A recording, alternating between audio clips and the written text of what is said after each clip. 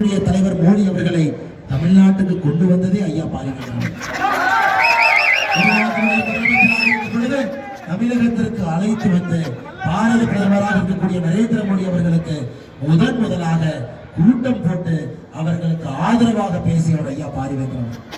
10 ஆண்டுகள் கழித்து மோடி ஐயாவுடைய கட்சியில் இருக்கக்கூடிய ஒரு பாரதிய ஜனதா கட்சியுடைய தொண்டர்கள் தலைவரும் ஐயா அவர்களுக்காக உயிரை கொடுத்து நாம் பாடுபட வேண்டும்.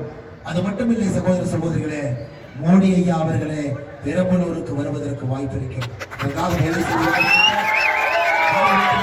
ஆதரவு தெரிவித்து ஐயா வருவதற்கு வாய்ப்பு இருக்கிறது.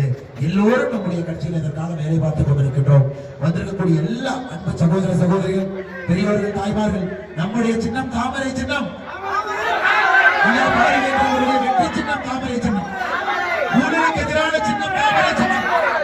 குடும்ப அரசியலுக்கு எதிரான சின்னம் தாமரை சின்னம். பெரம்பலூருடைய வளர்ச்சி சின்னம் தாமரை சின்னம். பெரம்பலூருடைய ஏழை எளிய மக்கள் கல்வியிலே, பொருளாதாரத்தில், மருத்துவத்தில் முன்னேற வேண்டும் என்று நினைக்கக்கூடிய பாரிவேந்தர் அவருடைய வெற்றி சின்னம் தாமரை சின்னம்.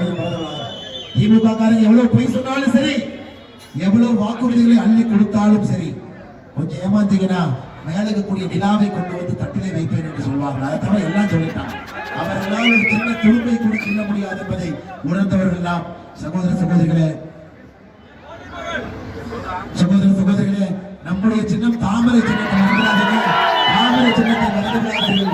தாமரை சின்னத்திற்கு வாக்களியுங்கள்.